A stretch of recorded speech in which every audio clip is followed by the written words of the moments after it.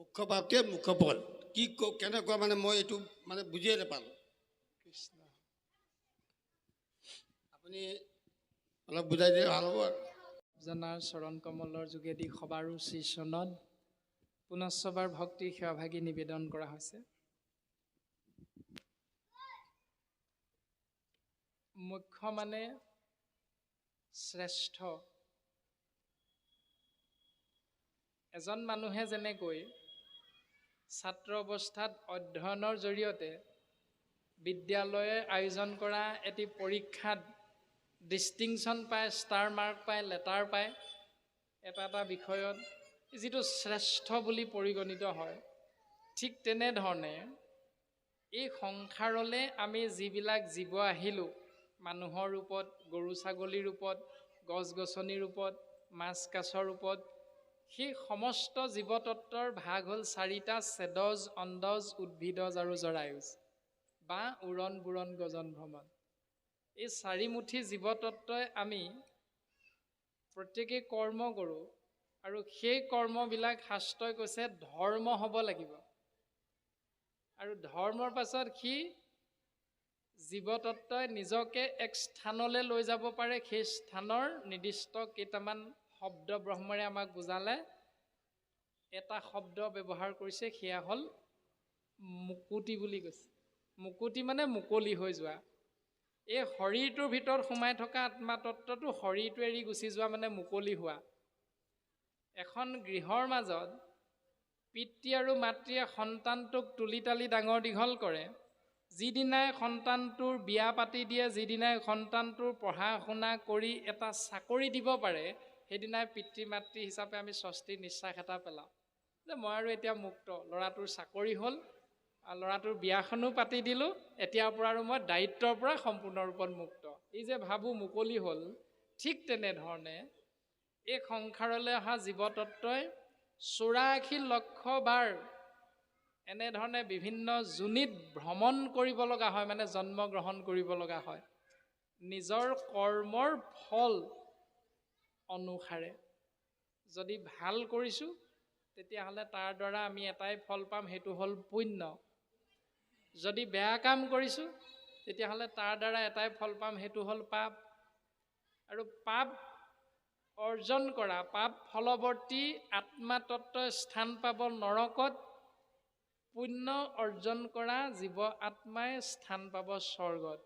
স্বৰ্গ হ'ল ভোগৰ সাম্ৰাজ্য, নৰক হ'ল শাস্তিৰ সাম্ৰাজ্য, য'ত কেৱল দুখৰ উপৰি দুখহে পাব লগা হয় জীৱতত্বই। আৰু যদি কৃষ্ণ নাম শ্ৰৱণ কীৰ্তন মহাভক্তি আশ্ৰয় কৰে তেতিয়াহ'লে তাৰ দ্বাৰা জীৱতত্বৰ পাপো শূন্য হয় আৰু পুণ্যও শূন্য হয়। আৰু যেতিয়া পাপ পুণ্য শূন্য হৈ যায় তেতিয়া ভক্তিৰ বলত জীৱতত্বই বৈকুণ্ঠত স্থান পায়। সেয়াই হ'ল মুখ্য প্ৰাপ্তি, মানে মুখ্য পদ। শালুক্য, সাযুজ্য, সাৰূপ্য, সামীপ্য আৰু মুখ্য, এই 5 প্ৰকাৰ পদ বুলি কৈছে একো একোটা। যেনেকুৱা আমাৰ মুখ্যমন্ত্ৰী আছে, মুখ্যমন্ত্ৰীৰ তলত শিক্ষা বিভাগৰ এজন মন্ত্ৰী আছে, তেনেধৰণে পদবী আছে। এটি জীৱতত্বই ভক্তি কৰিলে সেই 5 প্ৰকাৰ পদবীৰ অধিকাৰী হয়। শালুক্য, সাযুজ্য, সাৰূপ্য, সামীপ্য আৰু মুখ্য। মুখ্য মানে শ্ৰেষ্ঠ। শালুক্য মানে হ'ল জীৱতত্বই ভগৱন্ত পুৰুষ য'ত আছে, শাস্ত্ৰই কৈছে বৈকুণ্ঠত থাকে। বৈকুণ্ঠত যেতিয়া কৃষ্ণ তত্ত্ব আছে, পিতৃ পৰমাত্মা, তেতিয়াহ'লে আমি তেওঁক সেৱা কৰি ভক্তি কৰি জীৱতত্বই শালুক্য মুকুতি পাব পাৰোঁ। অৰ্থাৎ তেওঁ থকা স্থান, লোক, তেওঁ থকা স্থানত আমি থাকিবলৈ পাম। দ্বিতীয়তে সাযুজ্য মুকুতি, মানে তেওঁ থকা লোক বৈকুণ্ঠত থাকিবলৈ পালোঁ বুলিয়ে আমাৰ আকৌ এই ৰূপটো নাথাকে, আৰু এই শক্তিটো নাথাকে, তেওঁৰ সমান শক্তিৰ গৰাকী হৈ যাওঁ, সেইকাৰণে সাযুজ্য মুকুতি বুলি কৈছে। ভগৱন্ত যিমান শক্তিৰ গৰাকী, ভক্তজনো তেওঁৰ স্থানত গৈ সিমান শক্তিৰ গৰাকী হৈ যাব পাৰে। তাৰপাছত সাৰূপ্য, মানে ভগৱন্তৰ যিটো ৰূপ, সেই ৰূপটোৰ গৰাকী ভক্তজন হৈ যাব পাৰে। সেইকাৰণে বৈকুণ্ঠত যিমান জীৱতত্ব যাব সিমানে 4খন হাতৰ শৰীৰ হৈ যায়। শংখ চক্ৰ গদা পদ্ম ধাৰণ কৰা ভগৱন্তৰ সেই ৰূপৰ গৰাকী হৈ যাব পাৰে ভক্তজন। এই দৰ্শনটো। মাত্ৰ পাৰ্থক্য এটাতে আছে, সেইটো হ'ল কৌষ্ঠৱ মণি আৰু শ্ৰীবৎস পান্তি ভগৱন্তৰ এই দুভাগ বস্তু ভক্তজনে লাভ কৰিব নোৱাৰে, বাকী সমস্তখিনি ভগৱন্তৰ নিচিনাই হৈ যায়। তেনেধৰণে মুখ্য প্ৰাপ্তি মানে ভগৱন্তৰূপী পৰমাত্মাত আমি জীৱাত্মা ভক্তই একাত্ম হৈ যাব পাৰোঁ, অৰ্থাৎ এক হৈ যাব পাৰে। সি আৰু কোনোদিন ভগৱন্ত পৰমাত্মাৰ পৰা ফালৰি কাটি গুচি আহিব নালাগে। আৰু এই দৰ্শনটো ভাগৱতে কৈছে। কৃষ্ণ আমাক আমন্ত্ৰণ কৰোঁতে উদ্যোক্তা মণ্ডলীয়ে নিশ্চয় কোৱা নাই বোলে বাপ সমস্ত 2টামান বজাত খাবলৈ দিম, আপোনালোক যাব লাগিব আকৌ। চিন্তা নকৰিব, খাবলৈ পাব, এই বুলি কাকো নিমন্ত্ৰণ নাই কৰা। মাত্ৰ নিমন্ত্ৰণ কৰিছিলে যে কৃষ্ণ কথা ভাগৱত শ্ৰৱণ কীৰ্তন অনুষ্ঠান হ'ব, আপোনাৰ হ'বৰ উপস্থিতি, আপোনাৰ হ'বৰ এক কণিকা কৃপা আমি ভক্তসকলে বিচাৰিছোঁ, এই বুলিয়ে নিমন্ত্ৰণ কৰিছে সকলোকে। আৰু শাস্ত্ৰই কৈছে যে যদ্যপি তেখম্বে তাক ইচ্ছা নকৰয়, তভু পুনু তাক ভকতিয়ে মিলা হয়। ইয়ালৈ আহিছিলোঁ, ইচ্ছা কৰা নাছিলোঁ খাবলৈ, ঘৰতো ভবা নাছিলোঁ তাত গৈ এগাল খাই ল'ম বুলি, তৎসত্বেও কিন্তু সেৱকী সমষ্টই আপোনাৰ মোৰ বাবে সেৱা আগবঢ়োৱাৰ ব্যৱস্থাটো কিন্তু কৰি ৰাখিছে।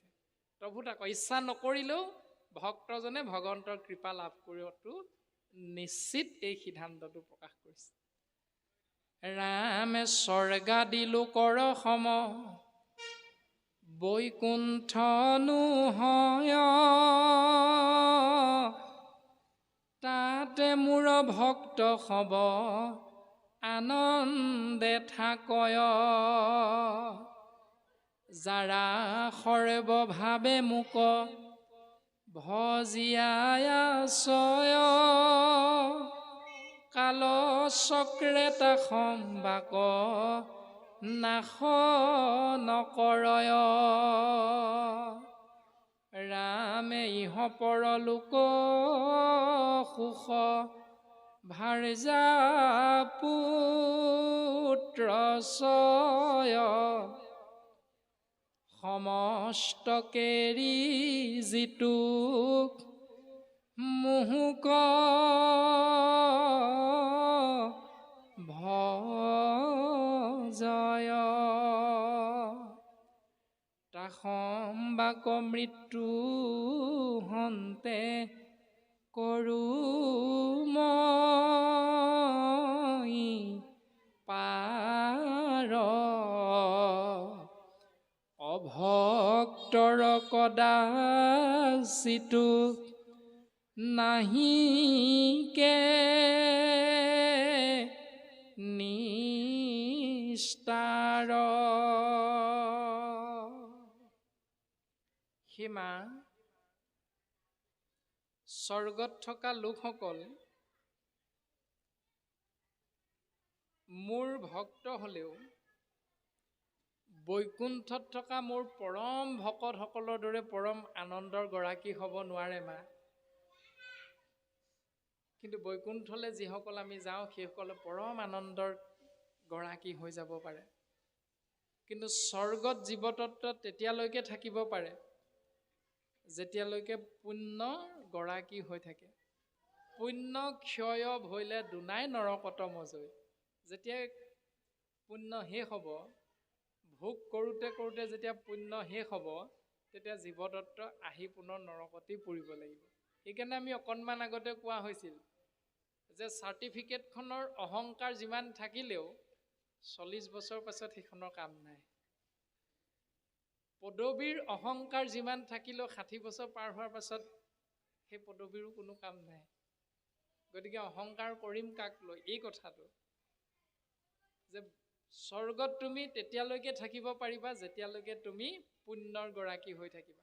আৰু যেতিয়া ভোগ কৰোঁতে কৰোঁতে পুণ্য ক্ষয় হ'ব, তেতিয়া তুমি পুনৰ নৰকত যাব লাগিব। কিন্তু বৈকুণ্ঠলৈ যোৱাসকলৰ পুণ্য তেনেকুৱা নহয়। সি অক্ষয় পুণ্যৰ গৰাকী, কোনোদিন ক্ষয় নহয়। যিমানে খৰচ কৰিবা সিমানে বৃদ্ধি হৈ গৈ থাকিব। সেইকাৰণে যুধিষ্ঠিৰৰ ৰাজসূয় যজ্ঞত দুখীয়া দৰিদ্ৰ ব্ৰাহ্মণক দান দিয়াৰ যিটো ব্যৱস্থা যুধিষ্ঠিৰে ৰাখিছিল, ৰাজভঁৰালৰ পৰা উলিয়াই দিয়াৰ দায়িত্ব দিছিল দুৰ্যোধনক। ৰাজভঁৰালৰ দায়িত্ব দিছিল দুৰ্যোধনক, কাৰণ দুৰ্যোধনৰ লগত এটা বিশেষ গুণ আছিল, সেইটো ঈশ্বৰ প্ৰদত্ত গুণ, জন্মগত গুণ। দুৰ্যোধনে যিমান দিব, য'ৰ পৰা দিব তাত দুগুণ হৈ যায়। দুৰ্যোধনে সেই কথাটো নাজানে। সেইকাৰণে কৃষ্ণৰ আজ্ঞা পাই ৰজা যুধিষ্ঠিৰে দুৰ্যোধনক ৰাজভঁৰালৰ ৰখীয়া পাতি থৈছিল। দুৰ্যোধনে কিন্তু সেই কথাটো গম নাপায়। ঠিক ভক্তিও তেনেকুৱা, তুমি যিমানে খৰচ কৰিবা সিমানে বৃদ্ধি হৈ হৈ গৈ থাকে।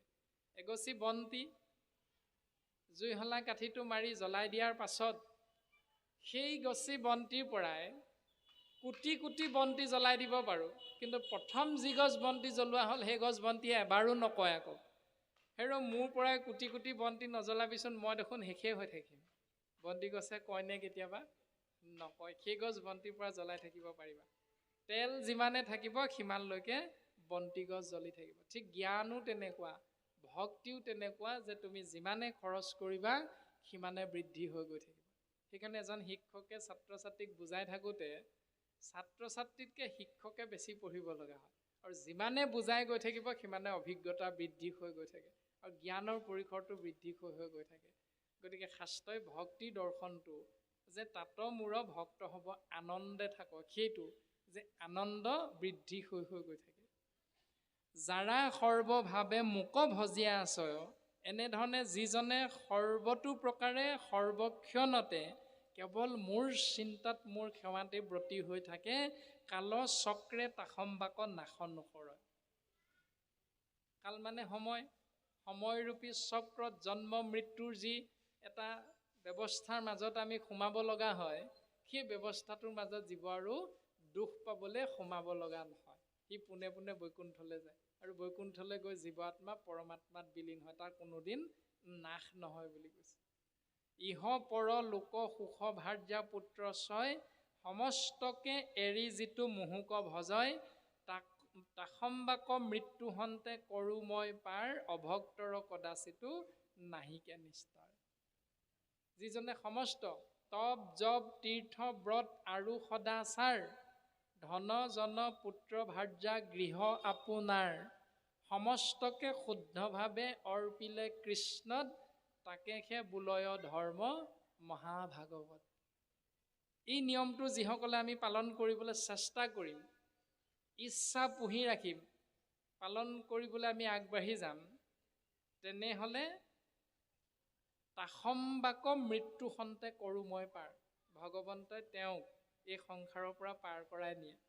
অন্য হাতেদি অভক্তৰ, যিসকলে ঈশ্বৰ উপাসনাৰ পৰা নিজকে আঁতৰাই ৰাখে, কেৱল ল'ৰাটোক কেনেকৈ ভাল কাপোৰ এসাঁজ পিন্ধাম, ছোৱালীজনীক কেনেকৈ ভাল স্কুল এখনত পঢ়াম, কোনোবা এজন দুখীয়া নিচলা গাঁৱৰ 1000 মান টকা বিচাৰি অহাৰ লগে লগে পোনছাতে আমি কৈ দিওঁ যে মোৰ ছোৱালীজনী অহা মাহত বিয়া দিব লাগে, গতিকে ফাৰ্নিচাৰ নামত মই 1.5 লাখ টকাৰ 1 লাখ টকা এডভান্স দিছোঁ আৰু 50,000 আছেই দিবলৈ, গতিকে তোক মই 1000 টকা ক'ৰ পৰা দিম, তই জানিও মোৰ ওচৰলৈ বিচাৰি আহিছে।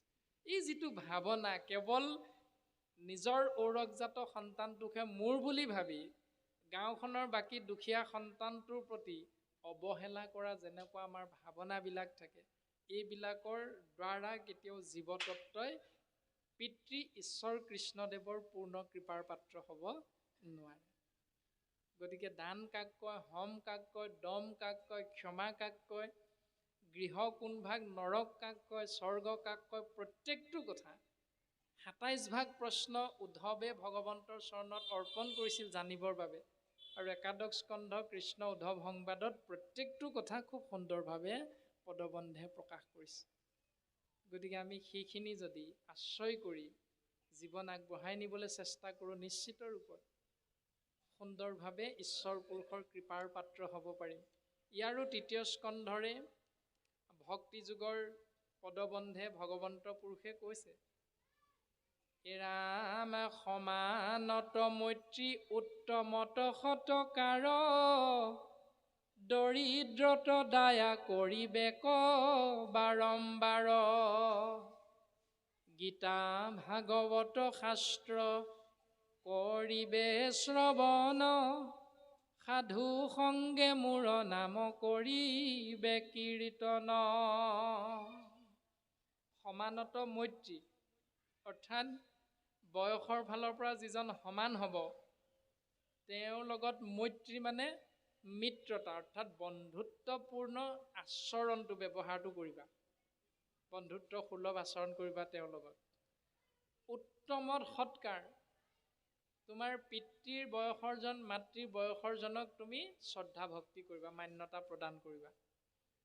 দৰিদ্ৰত দুখীয়াজনক দায়া মানে মৰম স্নেহ কৰিবেক, একবাৰ বুলি নাই কোৱা, কৰিবেক বাৰম্বাৰ, বাৰে বাৰে তেওঁক সহায় কৰিবলৈ চেষ্টা কৰিবা। এই দৰ্শনটো দিছে। আৰু এইবিলাক লাভ কৰিবা কেৱল গীতা ভাগৱত শাস্ত্ৰ আদিৰ মাধ্যমেৰে। আৰু সেয়া ক'ত আশ্ৰয় হয়? কেৱল সাধু সংগতহে এয়া আশ্ৰয় হয়। ইয়াকে যদি নকৰি সমস্ত ভূততে মই আছোঁ, সৰ্বক্ষণে সকলোতে ময়ে আছোঁ, মোহোক অৱজ্ঞা আতি কৰে যিটোজনে, মোক যিজনে অৱজ্ঞা কৰিব, বেদ মন্ত্ৰে প্ৰতিমাত কৰয় অৰ্চন, নাহি ফল তাৰ কিছু সবে বিড়ম্বন। প্ৰাণীক উপেক্ষা কৰি পূজে মূঢ়মতি, নোহে ফল কৰে যেন ভস্মত আহুতি, পৰ শৰীৰত মোক বিদ্বেষ কৰয়, যদি পূজে তভু তাৰ চিত্ত শান্তনা। প্ৰাণীক নিন্দিয়া মোক যিজনে পূজয়, তাত মই তুষ্ট নোহো জানিবা নিশ্চয়, অৱজ্ঞা উপেক্ষা দেশ নিন্দা পৰিহৰি, তেবে মোক পুজিবেক ভক্তি ভাৱ কৰি। সকলোতে মই আছোঁ, গতিকে সকলোতে মই থকাৰ কাৰণে যিসকলে মাটিৰে মূৰ্তি এটা নিৰ্মাণ কৰি মাটিত ভগৱান আছে বুলি বিশ্বাস কৰে, অথচ এটা ছাগলীক সেই মাটিৰ মূৰ্তিটো সন্তুষ্ট কৰিবলৈ বলি দিয়াৰ পৰা কিন্তু কুণ্ঠাবোধ নকৰে, আঁতৰিলে। তাৰমানে ছাগলীৰূপী শৰীৰটোক আত্মা কৃষ্ণ তত্ত্ব দেখা নাপায়, কিন্তু মাটিৰ মূৰ্তিটোত কৃষ্ণ তত্ত্বক দেখা পায়। গতিকে এনেকৈয়ে যে শাস্ত্ৰৰ বেদ মন্ত্ৰে, বেদৰ আটাইবিলাক ডাঙৰ ডাঙৰ মন্ত্ৰ উচ্চাৰণ কৰি যদি ভগৱন্তক, সেই মাটিৰ মূৰ্তিটোকে ভগৱন্ত বুলি মন্ত্ৰ উচ্চাৰণ কৰি সমস্ত অৰ্পণো কৰে, নাহি তাৰ ফল কিছু সবে বিড়ম্বন, তেওঁলোকে ফল লাভ কৰিব নোৱাৰে, সকলো নিষ্ফল হৈ যায়। সেইকাৰণে বলি বিধান প্ৰক্ৰিয়াটো শুদ্ধ নে অশুদ্ধ, তৃতীয় স্কন্ধ কপিল চৰিতৰ পদবন্ধে আমাক খুব সুন্দৰভাৱে প্ৰকাশ কৰিছে। গতিকে দুৰ্গা পূজা কৰাটো, সেই পূজাত বলি বিধান মানি চলাটো বা তেনেধৰণে পূজা অৰ্চনা কৰা দৰ্শনবিলাক আমি ওপৰে ওপৰে মানি আছোঁ নে আধ্যাত্মিক দৰ্শনৰ মাজলৈ যাব বিচাৰিছোঁ, আমি প্ৰত্যেকেই চিন্তা কৰাটো অতীৱ প্ৰয়োজন। যে দুৰ্গ মানে হ'ল আমাৰ এই শৰীৰটো, এই শৰীৰৰূপী দুৰ্গ যি ধৰণে এগৰাকী প্ৰকৃতি স্বৰূপা নামমাত্ৰ দুৰ্গাৰ শৰীৰটোত 10খন হাত আছে, সেই 10খন হাত আমাৰ শৰীৰটোত থকা 10টা ইন্দ্ৰিয়ৰ দৰ্শন বুলি কৈছে আধ্যাত্মিক। সেই 10টা ইন্দ্ৰিয়ৰ লগত 10টা গুণ যোগ হৈ আছে। সেই গুণকেইটা হ'ল কাম, ক্ৰোধ, লোভ, মোহ, দম্ভ, দৈস্য, অহংকাৰ, মদ, মাশ্চৰ্য আদিবিলাক। গতিকে 10টা ইন্দ্ৰিয়ৰ লগত থকা 10টা গুণক বলি দিবৰ কাৰণে দুৰ্গা পূজা বুলি কৈছে, শৰীৰটোক পূজা কৰিবলৈ কৈছে। গতিকে লোভৰ প্ৰতীক, মোহৰ প্ৰতীক, অহংকাৰৰ প্ৰতীক মহ, পাৰ, ছাগলী, কোমোৰা আদিবিলাক হ'ল লোভ, মোহ, কাম, ক্ৰোধ, অহংকাৰৰ প্ৰতীক। গতিকে প্ৰতীকৰূপী সেইকেইটা মাটিৰ মূৰ্তিটোৰ আগত বলি দিয়াৰ বিপৰীতে শাস্ত্ৰই কৈছে, তুমি শৰীৰটোত যদি তোমাৰ ইন্দ্ৰিয়ৰ বশৱৰ্তী হৈ লোভৰ মাজত আছা, তেতিয়াহ'লে লোভক তুমি বলি দিবলৈ চেষ্টা কৰা। গতিকে দুৰ্গা পূজাৰ আধ্যাত্মিক দৰ্শন আছে ক'ৰবাত, আৰু আপুনি মই পালন কৰি আছোঁ অন্য ক'ৰবাত। গতিকে শাস্ত্ৰই আমাক যিখিনি জ্ঞান দিছে, এইখিনি সুন্দৰভাৱে যদি আমি চেষ্টা কৰোঁ বুজিবৰ বাবে, পালন কৰিবৰ বাবে, নিশ্চিত ৰূপত এখন সমাজ সৰ্বাংগ সুন্দৰ হৈ যাব। অ শুনিও নৰ নাৰী পৰম পবিত্ৰ, তৃতীয় স্কন্ধৰ কথা কপিল চৰিত্ৰ, কলি মল বিনাশক আতপৰে নাই, জানি সাৱধানে শুনা খেলানো জুৱাই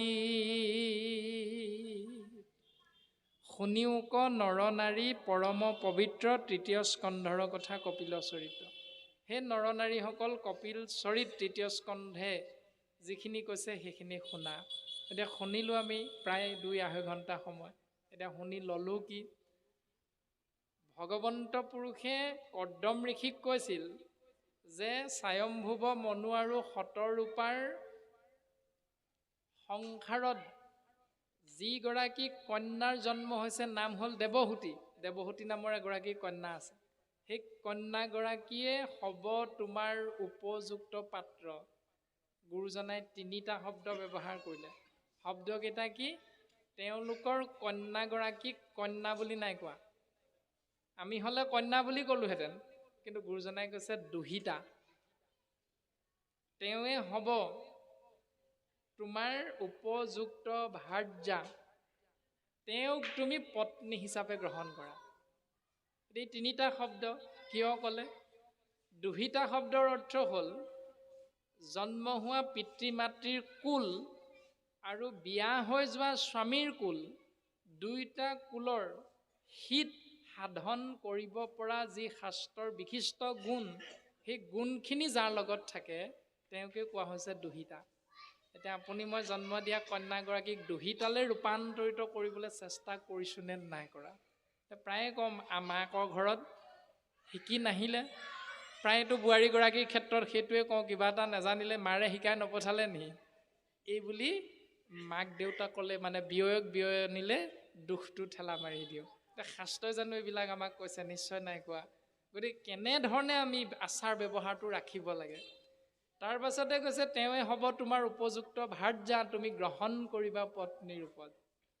এতিয়া ভাৰ্যা মানে সমস্ত ভাৰ বহন কৰিব পৰা যি ধৈৰ্য শক্তি, সম দম আদি গুণবিলাক যিগৰাকীৰ লগত থাকে তেওঁকহে ভাৰ্যা বুলি শাস্ত্ৰই স্বীকৃতি দিছে।